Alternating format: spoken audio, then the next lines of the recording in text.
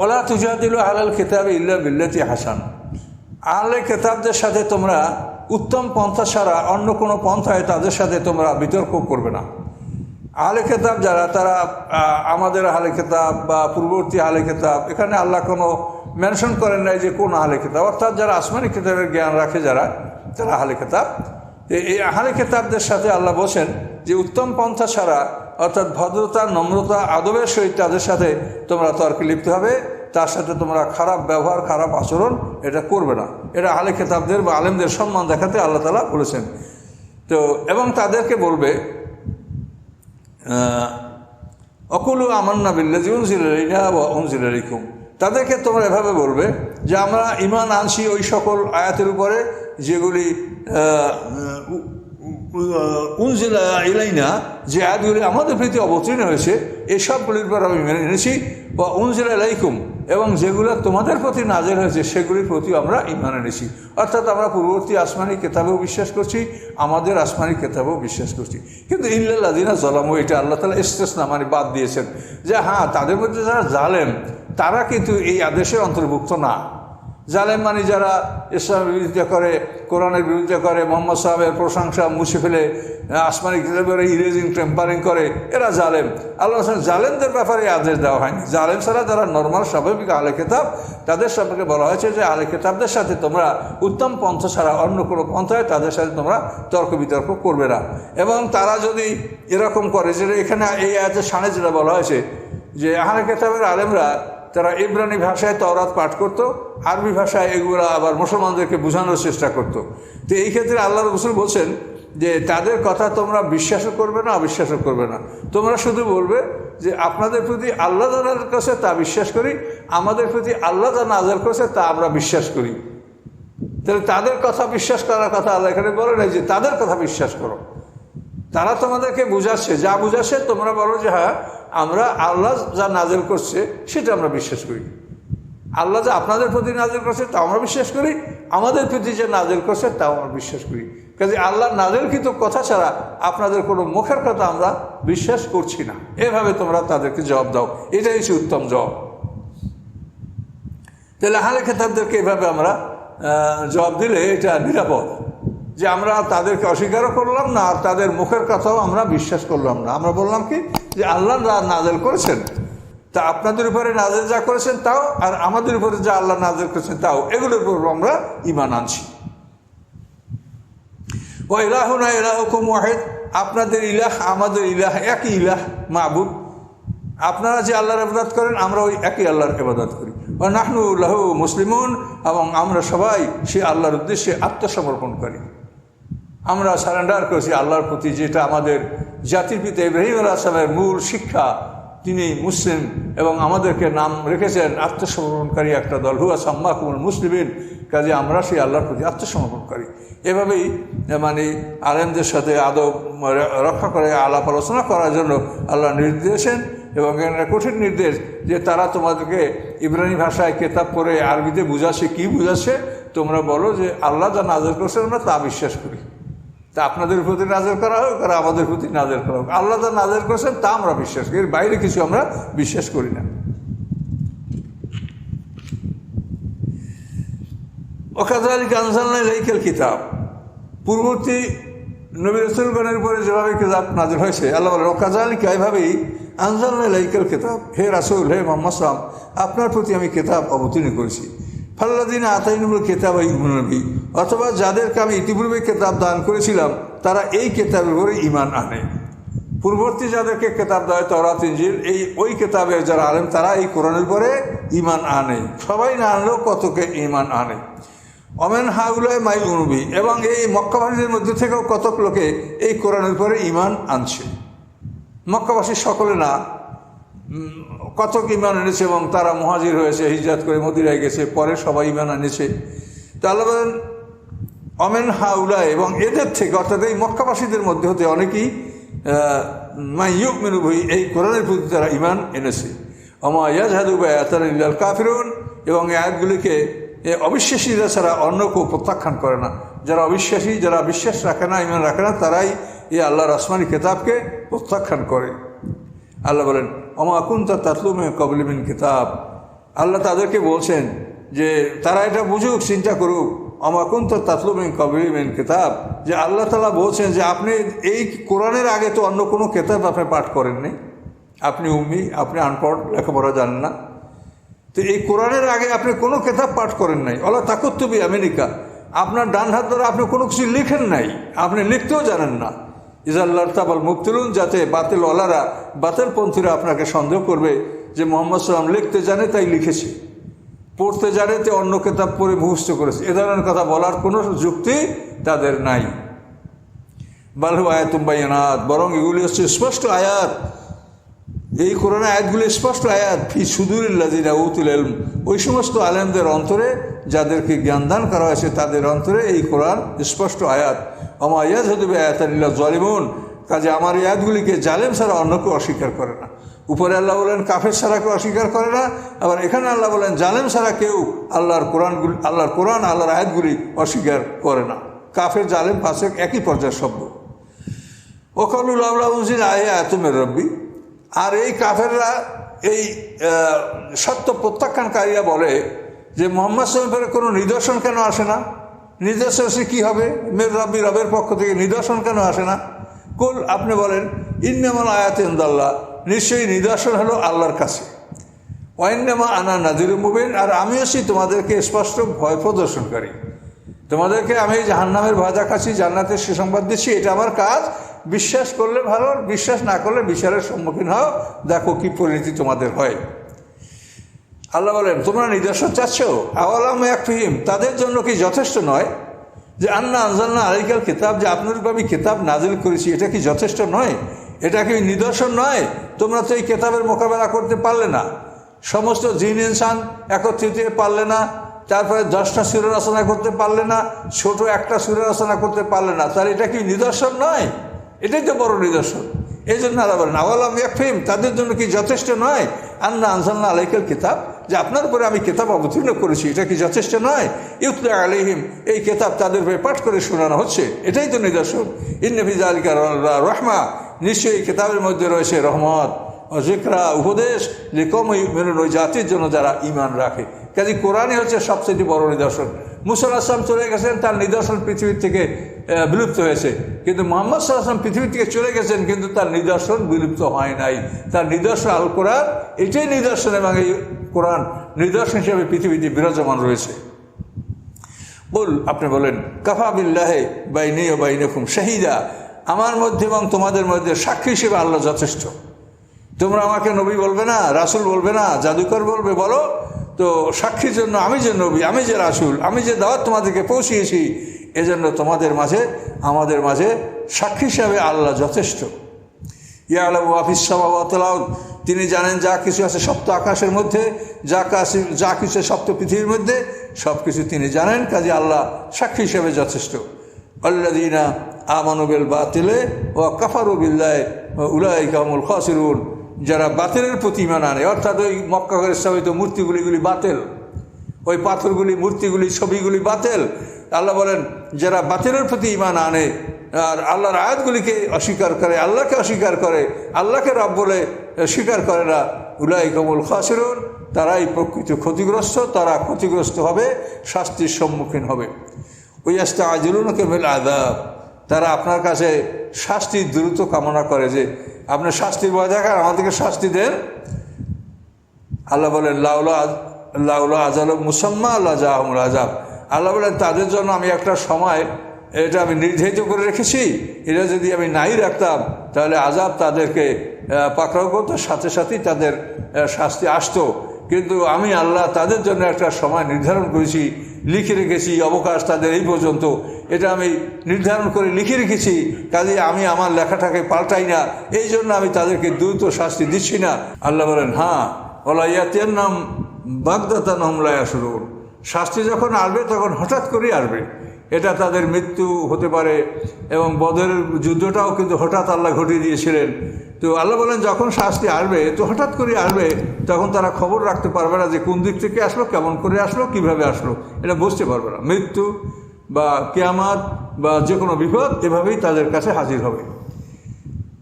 ইয়াস্তা'জিলুনাকা বিল আযাব, ওরা আপনার কাছে শাস্তি ত্বরান্বিত করে, তাড়াতাড়ি শাস্তি কামনা করে। আপনি জানাই দেন ওয়া ইন্না জাহান্নামা লা মুহীতাতুম বিল কাফিরিন, নিশ্চয়ই জাহান্নাম কাফেরদেরকে বেষ্টন করে রেখেছে। তোমরা জাহান্নামের চতুর্দিক থেকে জাহান্নাম তোমাদের পরিবেষ্টিত, চতুর্দিক থেকে জাহান্নাম তোমাদেরকে ঘিরে রেখেছে। কাজেই তোমরা আযাব চাও, আযাব তো দেখতে পাবে যে কত ভয়ঙ্কর আযাব তোমাদের জন্য প্রস্তুত রাখা হয়েছে। ইয়াউমা ইয়াগশাহুমুল আযাবু মিন ফাওকিহিম, যেদিন তাদের এই আগুন, এই শাস্তি তাদের উপর থেকে এই আগুন তাদেরকে ঢেকে ফেলবে। ওয়া মিন তাহতি আরজুলিহিম, পায়ের নিচ থেকে এই আগুন তাদেরকে ঢেকে ফেলবে। ওয়া ইয়াকুলু, এবং তাদেরকে বলা হবে যুকু মা কুনতুম তা'মালুন, তোমাদের আমল তোমরা যা করেছো সেগুলি এখন ফল ভোগ করো, এবং এই আযাবকে তোমরা অস্বীকার করছিলে, এখন দেখো সেই আযাব আছে কিনা। অর্থাৎ তাদের নিচের যেখানে দাঁড়ানোর জায়গা সেটা হবে আগুনের, উপরের আবরণটা, ঢাকনাটা, ছাদ হবে আগুনের, তারপরে যে চতুর্দিকে বেষ্টনী, এগুলি সবই আগুনের হবে। লাহুম মিন জাহান্নামা মিহাদুন ওয়া মিন ফাওকিহিম গাওয়াশ, বিছনাটা হবে আগুনের এবং ঢাকনাটা হবে আগুনের, আর এবং তাদের যে বেষ্টনী এটাও হবে আগুনের। এভাবেই সব আল্লাহ কোরআনে স্পষ্ট করে বলে দিয়েছেন। তাই আল্লাহ বলেন যে শাস্তি দাবি করো, শাস্তি যখন আসবে তখন দেখবে যে কত ভয়ঙ্কর শাস্তি তোমাদের জন্য প্রস্তুত রাখা হয়েছে। আল্লাহ বলেন ইয়া ইবাদিয়াল্লাযিনা আমানু, হে আমার বান্দাগণ যারা ঈমান এনেছো, ইন্না আরদি ওয়াসিয়াতুন ফা'বুদুন, আমার পৃথিবী প্রশস্ত, তোমরা আমারই গোলামি করো।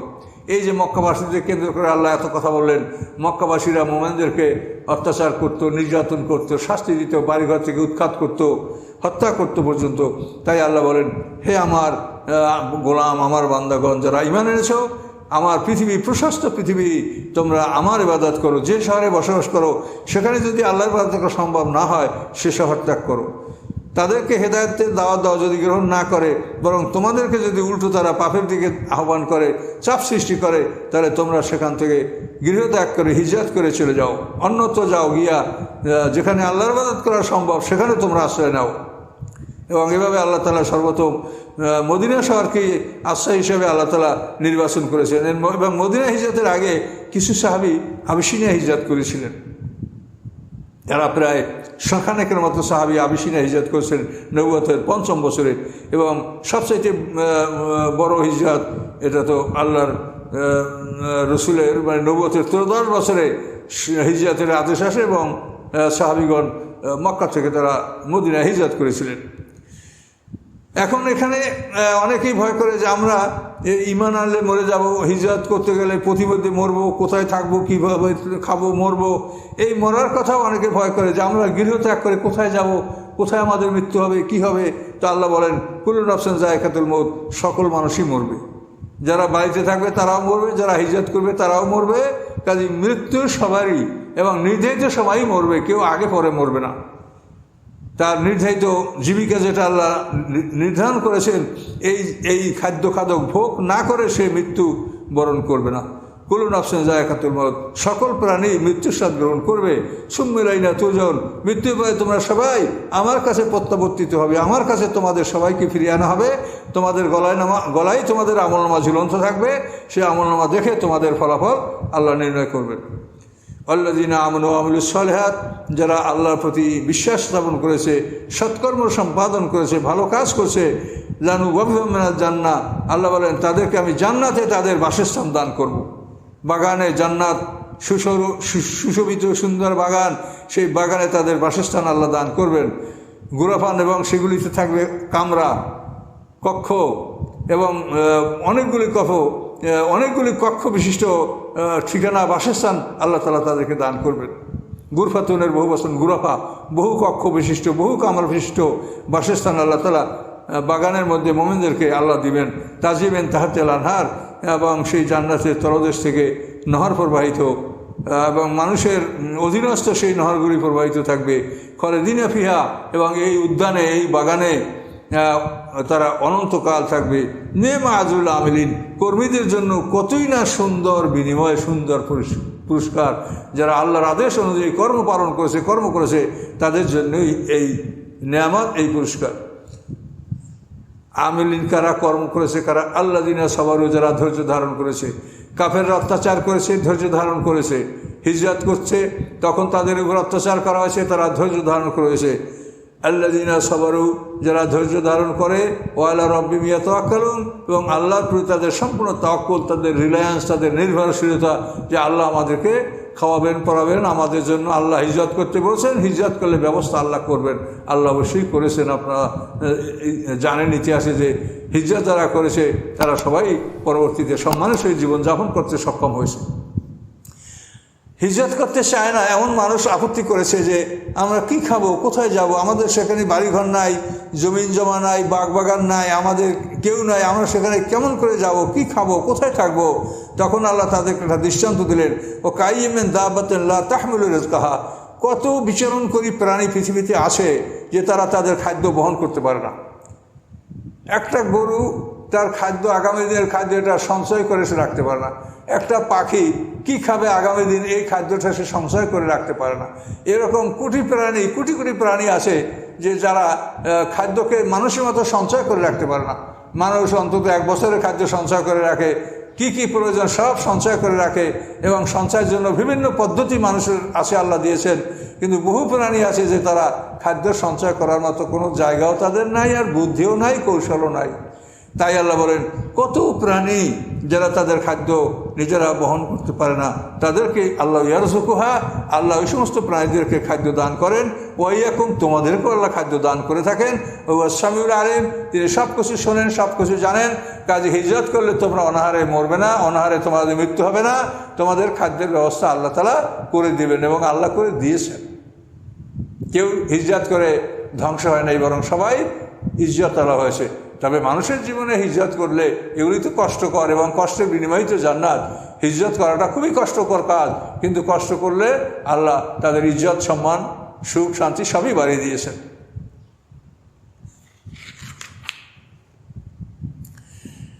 ওয়ালাইন সালতামান খালাকাস সামাওয়াতি ওয়াল আরদা ওয়া সাক্কারা শামসা ওয়াল কামারা, আপনি যদি তাদেরকে প্রশ্ন করেন যে সপ্ত আকাশ সপ্ত জমিন কে সৃষ্টি করেছে, সাক্কারা শামসা ওয়াল কামারা, চন্দ্র সূর্যকে কে নিয়ন্ত্রণ করে, লা ইয়াকুলুন্না আল্লাহ, তখন তারা বলবে যেটা আল্লাহ করে। এখানে তারা আল্লাহকে অস্বীকার করে না, কিন্তু তারা পরকাল বিশ্বাস করে না।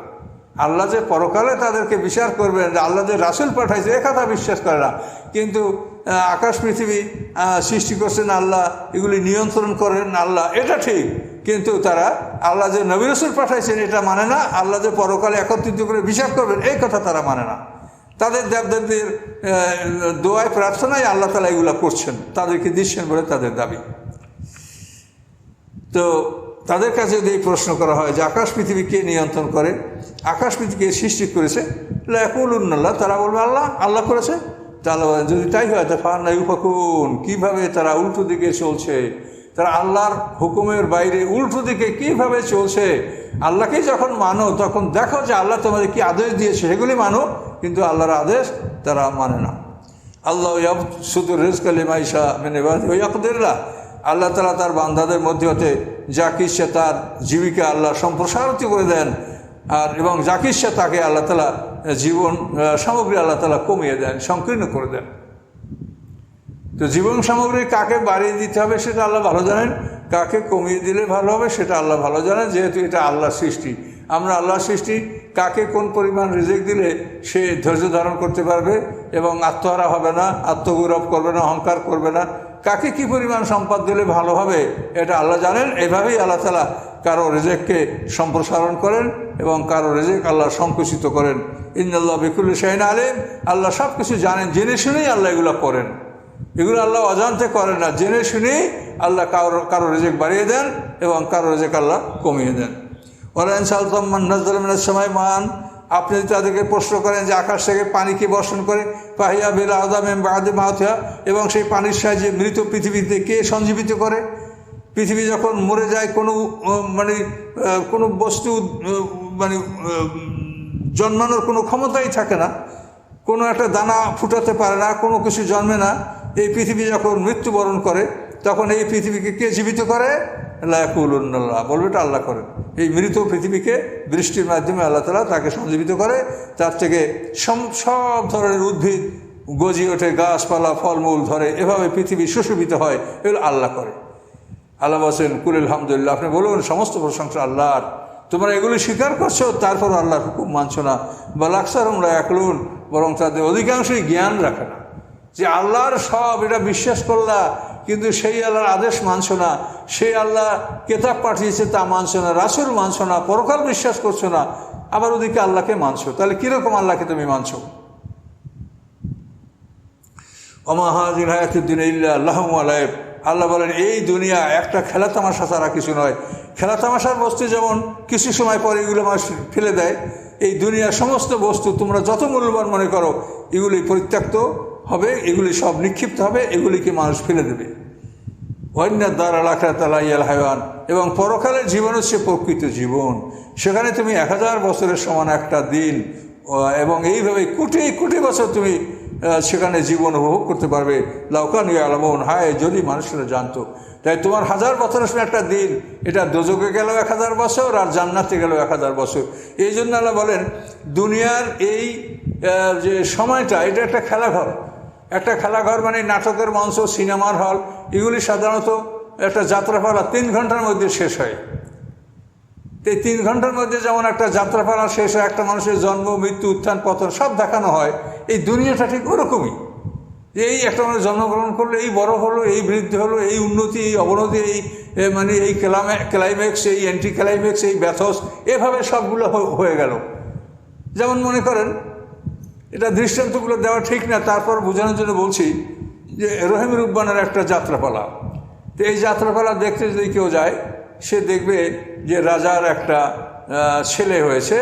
এখন গণকরা, তারপরে দরবারের যে সমস্ত গণক, কাহেন, জাদুকর, তারা বলছে যে এই ছেলেটা তো মরে যাবে, এই ছেলেটাকে বাঁচাতে হলে তো যখন ছেলেটার বয়স 12 দিন হবে, তখন 12 বছরের একটা মেয়ের সাথে তাকে বিয়ে দিতে পারলে এই ছেলেটা বাঁচবে। তার রূপকথা, এগুলো তো মিথ্যা, তবু এটা তো মানুষ দেখে। তো এখন রাজার ছেলে মরতে দেওয়া হবে না, তার জন্য অনুসন্ধান করে করে ছেলের বয়স 12 দিন, কন্যার বয়স 12 বছর, এই বিয়ে হলো রূপবানের সাথে। এই বিয়ে চললো। এখন আস্তে আস্তে রহিম বড় হচ্ছে। বড় হওয়ার পরে রহিমের জীবনে নানা রকম উত্থান পতন, ভালো মন্দ। রহিম আবার কী করছে, যে তাজেলের প্রেমে পড়েছে। এভাবে তার জীবনে একটা নানা রকম চিত্র ফুটে উঠেছে। এই হতে হতে রহিম বড় হয়েছে, রাজা হয়েছে, তার রাজত্বকাল চলছে। এই চলতে চলতে এরপরে রহিমের আবার মানে রাজত্বকাল শেষের পথে আইসিয়া যখন একটা জিনিসের সমাপ্তি হলো, তখন আপনি দেখেন ঘড়িতে 6টায় ঢুকেছিলেন, 9টা বাজে। এই 3 ঘন্টার মধ্যে একটা মানুষের জন্ম থেকে তার সব কিছু আপনি দেখতে পাইলেন 3 ঘন্টা। এটার নাম খেলাঘর। তো আল্লাহ বলেন এই পৃথিবীতে যদি তোমরা 100 বছর বাঁচো, তো পরকালের তুলনায় মাত্র 3 ঘন্টা। পৃথিবীর 1000 বছর, পরকালের একদিন। পৃথিবীর 500 বছর, পরকালের 12 ঘন্টা। পৃথিবীর 250 বছর 6 ঘন্টা, 100 বছর 3 ঘন্টা। কাজে পৃথিবীতে একটা মানুষ যদি 100 বছর বাঁচে, 125 বছর বাঁচে, তো পরকালের তুলনায় 3 ঘন্টা। এর মধ্যে একটা মানুষের জন্ম, উত্থান, পতন, মৃত্যু সব হয়ে যাচ্ছে। এই জন্য আল্লাহ বলছে যে খেলাঘরে যেমন একটা মানুষের জীবন, মানে তুমি 3 ঘন্টার মধ্যে তুমি সবই দেখতে পাইলা। এই রহিম জন্ম হলো, বড় হলো, রাজা হলো, সবই দেখতে পেলো। আবার তার রাজত্ব শেষ হলো, তাও দেখলা। কয় ঘন্টায়? 3 ঘন্টা। এই 3 ঘন্টায় যেমন একটা খেলাঘরে একটা পালা, যাত্রাপালা, একটা নাটক, সিনেমা শেষ হয়, ঠিক এই পৃথিবীতে একটা মানুষের জীবন পরকালের তুলনায় 3 ঘন্টা বা 1.5 ঘন্টা। কেউ যদি 62.5তে বিদায় হয়, তাহলে ইন্টারভিউলেই বিদায় হলো। এইভাবে একটা মানুষের জীবন এই পৃথিবীর থেকে পৃথিবীতে আসে এবং যায়। এই জন্য আল্লাহ বলছেন এই পৃথিবীটা একটা খেলাঘরের সমকক্ষ। তোমরা যখন তোমাদের খেলাঘরগুলিতে মঞ্চস্থ করো যে নাটকগুলি, যে যাত্রাপালাগুলি 3 ঘন্টার মধ্যে ওরা তোমরা সমাপ্ত করো, আল্লাহ বলেন এই পৃথিবীতে তুমি 100 বছর বাঁচলে পরকালের তুলনায় একটা খেলাঘর। কাজে এই জন্য এই পৃথিবীটাকে খেলাঘর বলা হয়েছে। এবং বলা হয়েছে যে তুমি যদি চিন্তা করো, তাহলে দেখবে যে আসলে এই পৃথিবীটা খেলাঘর, এটা কোনো জীবন না, এটা পরীক্ষাশালা, পরীক্ষার হল, পরীক্ষা দাও। আখেরাতে জীবন এসে লাহিয়াল হায়াওয়ান, প্রকৃত জীবন। লাউ কানু ইয়ালামুন, যদি তারা জানতো। না জানলে হবে না, এগুলো জানতে হবে, বুঝতে হবে যে আল্লাহ তাআলা পৃথিবীকে খেলাঘরের সাথে তুলনা কেন করলেন। আর আমাদের খেলাঘরগুলি দেখলেই আমরা বুঝতে পারি যে আমাদের খেলাঘরগুলি, আমাদের একটা জীবন 50, 60, 70, 80 বছরের জীবন, এর মধ্যে আমাদের একটা খেলাঘর 3 ঘন্টার। তো আল্লাহ তাআলা আমাদের কোটি কোটি বছরের জীবন, সেই জীবনেরও আমাদের খেলাঘর এই পৃথিবীতে 100 বছর থাকি, তাহলে 3 ঘন্টার খেলাঘর।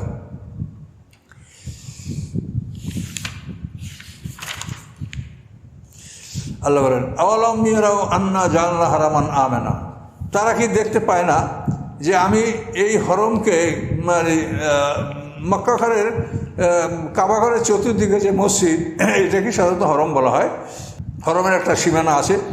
আল্লাহ বলেন তারা কি দেখে না যে আমি হরমকে নিরাপদ স্থান ঘোষণা করেছি। ওয়া তাকাত্তাবুন নাস মিন হাওলিহিম, এবং হরম শরীফের আশপাশ থেকে মানুষগুলি তুলে নেওয়া হচ্ছে, মানুষগুলোকে মানে তাদেরকে কিডন্যাপ করা হচ্ছে,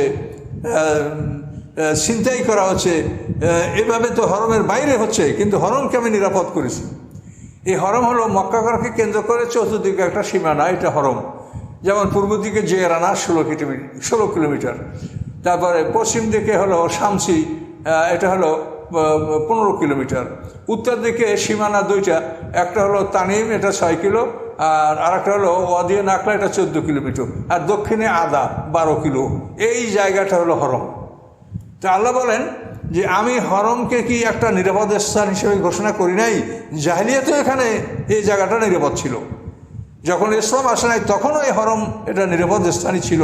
তার ফলে দেখা যায় যে আবরাহা এখানে এসে সে হস্তি বাহিনী মক্কা ঘরের বিরুদ্ধে ব্যবহার করতে পারে নাই, যেহেতু এই হরম এটা নিরাপদ, মানে সৃষ্টি থেকে কিয়ামত পর্যন্ত নিরাপদ স্থান। যদি তাই না হতো তাহলে আবরাহা এখানে কেন যুদ্ধ করতে পারলো না? তো আল্লাহ বলেন আমি কি এই হরমকে তোমাদের জন্য নিরাপদ স্থান আমি নির্ণয় করি নাই? ওই তাকাত্তাবুন নাস মিন হাওলিহিম, এবং এর আশপাশ থেকে মানুষগুলি তো হাইজ্যাক, কিডন্যাপ এগুলো করে নিয়ে যাওয়া হচ্ছে। আফাবিল বাতিল ইউমিনুন, তারা কি বাতিলের প্রতি ঈমান আনে আর আল্লাহর নেয়ামতকে অস্বীকার করে? অর্থাৎ তাদের কাছে যে সমস্ত গল্প গুজব এগুলো বাতিল, এই মূর্তি বাতিল, তারপরে নজর ইবনে হারের যে সমস্ত কিসসা কাহিনী সেগুলো বাতিল, আর আল্লাহর নেয়ামত হচ্ছে কোরআন, আল্লাহর নেয়ামত হচ্ছে মুহাম্মদ সাল্লাল্লাহু আলাইহি ওয়াসাল্লাম। এই নেয়ামত এবং নেয়ামত বলতে কোরআন এবং আল্লাহ রসুল। তো আল্লাহ বলেন তারা এই বাতিলের প্রতি ঈমান আনে আর নেয়ামতকে অস্বীকার করে, আল্লাহর নেয়ামতকে অস্বীকার করে। ওমা আযলামু মিম্মান ইফতারা আলাল্লাহি কাযিবান, কে বড় জালেম ওই ব্যক্তি চাইতে, কে বড় জালেম ওই ব্যক্তি চাইতে যে আল্লাহর উপরে মিথ্যা রচনা করে, অন্যায় করে, আর এই দেবদেবী পূজা করে, আর বলে আল্লাহ আমাদেরকে এগুলো করতে বলেছে, আল্লাহ আমার না বেহা, আমাদের বাপদাদারা ওইটা করছে, আল্লাহ তাদের করতে বলেছে। এভাবে আল্লাহর উপরে তারা মিথ্যা আরোপ করে। আল্লাহ বলেন কে বড় জালেম ওই ব্যক্তি চাইতে যে আল্লাহর উপরে মিথ্যা চাপায়, আল্লাহর উপরে মিথ্যা রচনা করে। ও কাযযাবিল হক, অথবা সত্যকে অস্বীকার করে। কোরআন সত্য, মুহাম্মদ সাল্লাল্লাহু আলাইহি ওয়াসাল্লাম সত্য। ইজ জাহু লম্মা জাহু, অর্থাৎ যখন সত্য তাদের কাছে আসে তখন সত্যকে তারা প্রত্যাখ্যান করে, সত্যকে অস্বীকার করে। আল্লাহ বলেন শোনো, আলাইসা ফি জাহান্নামা মাসওয়াল কাফিরিন, জাহান্নাম কি কাফেরদের ঠিকানা নয়? বলো, জাহান্নাম কি কাফেরদের ঠিকানা নয়? অবশ্যই জাহান্নাম কাফেরদের ঠিকানা। কাজেই তোমরা অবিশ্বাস করো না, তোমরা এই নিয়ামতকে প্রত্যাখ্যান করো না। তোমরা চিনতে পেরেছো, আল্লাহ বলেন ইয়ারিফুনা নি'মাতাল্লাহি সুম্মা ইনকিরুনাহা, তারা আল্লাহর নিয়ামতকে চিনেছে, চেনার পরে তারা নিয়ামতকে প্রত্যাখ্যান করেছে।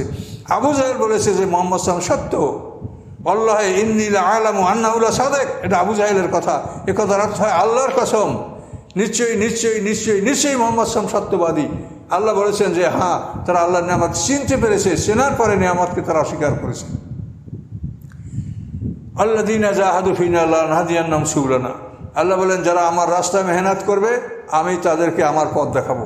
অর্থাৎ আল্লাহ বলেন আমার পথে আরোহণ করার জন্য, চলার জন্য তাদেরকে মেহনত করে এই পথকে অবলম্বন করতে হবে। এটা কারো ঘাড়ে, আল্লাহ তাআলা কারো ঘাড়ে সিরাতাল মুস্তাকিম চাপিয়ে দিবেন না।